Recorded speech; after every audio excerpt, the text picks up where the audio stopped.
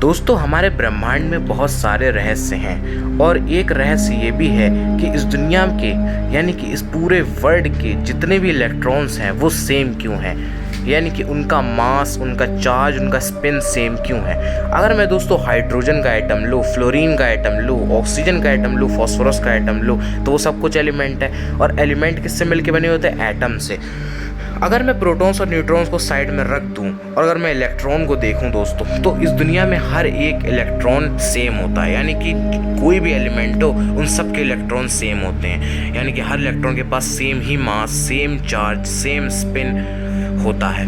अब ये क्यों होता है? तो दोस्तों एक प्रोफेसर जिनका नाम जॉन व्हीलर है, वो एक प्रोफेसर हैं जिन्होंने एक इंटरेस्टिंग हाइपोथेसिस दी है जिसे हम वन इलेक्ट्रॉन यूनिवर्स हाइपोथेसिस कहते हैं। दोस्तों जॉन व्हीलर के हिसाब से इस दुनिया में सारे इलेक्ट्रॉन सेम इसीलिए हैं क्योंकि वो अलग हैं ही नहीं, यानी कि वो सारे एक ही इलेक्ट्रॉन हैं। यानी कि आप आसपास जितने भी इलेक्ट्रॉन देख रहे हो, जितने भी एलिमेंट्स देख रहे हो, उन सब में जो इलेक्ट्रॉन्स है वो एक ही इलेक्ट्रॉन है। अब ये कैसे है आइए वो समझ लेते हैं। तो जॉन व्हीलर एक प्रोफेसर हैं और वो पढ़ाते थे, यानी कि उनके स्टूडेंट रह चुके हैं सर रिचर्ड फेमन, जो कि लेजेंडरी फिजिसिस्ट हैं। उस समय दोस्तों रिचर्ड फेमन स्टूडेंट थे उनके और जॉन व्हीलर उनके प्रोफेसर थे। एक दिन उनके प्रोफेसर का फ़ोन आता है जिसे वो कहते हैं फेमन। तो रिचर्ड फेमन जवाब देते हैं, यस प्रोफेसर, आई नो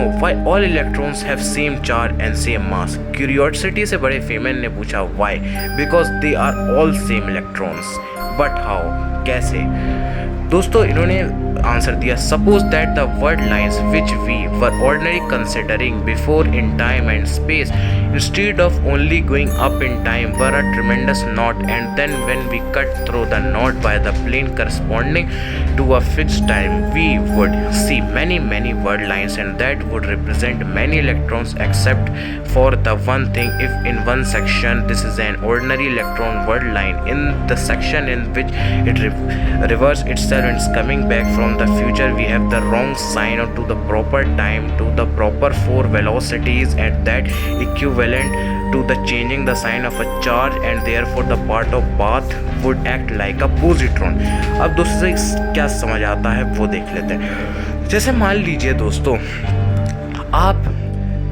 आप पर्सन है एक, ठीक है, और आपके पास है टाइम ट्रेवल। आप सुबह उठे, दिन है मंडे और आप जाना चाहते हैं संडे को, तो आप क्या करेंगे? टाइम मशीन में बैठेंगे और संडे का टाइम लगाएंगे और संडे को टाइम मशीन के द्वारा चले जाएंगे।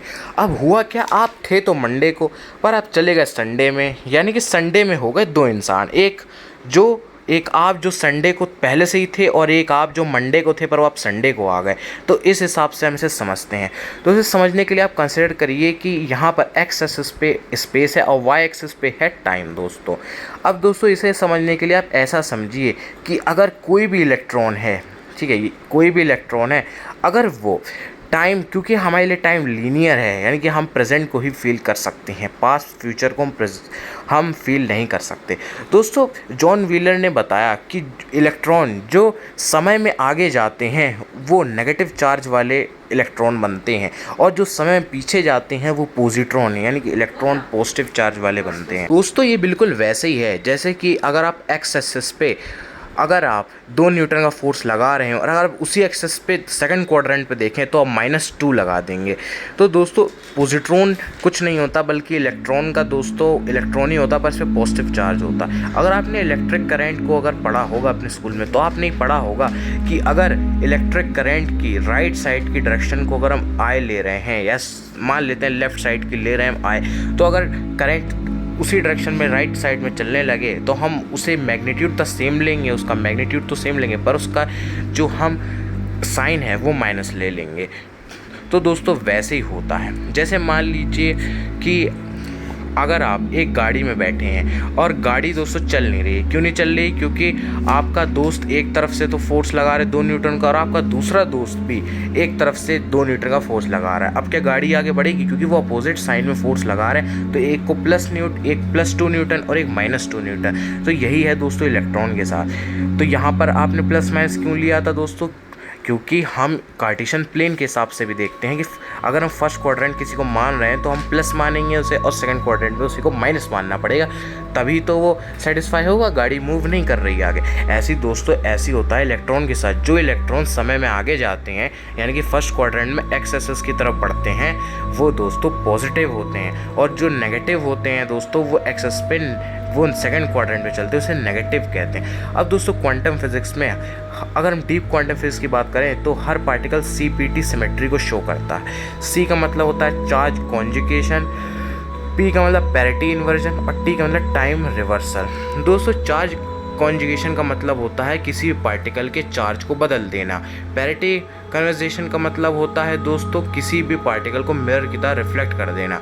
और टाइम इन्वर्जन का मतलब होता है दोस्तों कि पार्टिकल को टाइम में पीछे भेज देना है, उसके समय के बहाव को उल्टा कर देना। अगर आप जैसे मान लीजिए नेगेटिव चार्ज है, अगर आप इस पर खाली C यानी कि चार्ज कॉन्जुगेशन लगाते हो तो उसका चार्ज दोस्तों पॉजिटिव हो जाएगा, और अगर आप पैरिटी इन्वर्जन लगाते हो तो इसका जो होगा यानी कि ये मिरर की तरह रिफ्लेक्ट हो जाएगा। लेकिन अब ये क्या बन गया, एंटी पार्टिकल बन गया। वैसे ही दोस्तों एक होता है टाइम कॉन्जुगेशन। अगर आप टाइम कॉन्जुगेशन को लगाते हो तो उसी एंटी पार्टिकल को आगे की तरफ भेज रहा है यानी कि एक्सिस प्लस एक्सिस की तरफ भेज रहा है, तो वही एंटी पार्टिकल दोस्तों वही एंटी पार्टिकल बन जाता है। इसे आप ये माने प्लस माइनस का ही है, इसमें और कुछ भी नहीं है, जो कि मैंने अपने एंटी मैटर वाली वीडियो में बहुत अच्छी तरह समझाया है। अब अगर मैं तो चार्ज कॉन्जुगेशन और पैरिटी कॉन्जुगेशन को एक साथ लगाऊं तो एंटी पार्टिकल बनता है। और वैसे ही दोस्तों अगर मैं इसी टाइम कॉन्जुगेशन को एक बार फिर दोस्तों अलाउड कर दूं तो वही ओरिजिनल पार्टिकल बन जाता है। यानी कि अगर मैं उस एंटी पार्टिकल को समय में आगे भेज दूं तो उसका ही चार्ज नेगेटिव से दोस्तों पॉजिटिव बन जाता है, या फिर अगर मैं पॉजिटिव को भेज दूं तो दोस्तों वही पॉजिटिव एंड यानी कि वही एंटी पार्टिकल वो नेगेटिव बन जाता है। यानी कि दोस्तों जो टाइम कर रहा है दोस्तों वही C+P के ऊपर कर रहा है। यानी कि हम ये सिंपली कह सकते हैं कि एंटी मैटर वही होता है जो कि समय में पीछे जाने वाले पार्टिकल्स होते हैं।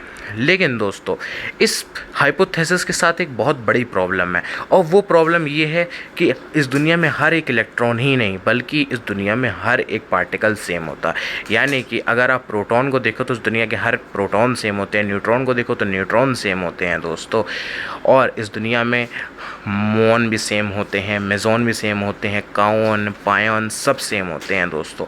और लेकिन ये हाइपोथेसिस सिर्फ बात कर रहा है इलेक्ट्रॉन की, यानी कि या तो ये हाइपोथेसिस सही नहीं है। लेकिन दोस्तों इसे यहाँ पर ना सही कहना एक गलत होगा। इसे ये कह सकते हैं कि एक्चुअली दोस्तों ये जो हाइपोथेसिस है वो बेसिकली अभी थोड़ा सा अधूरा है।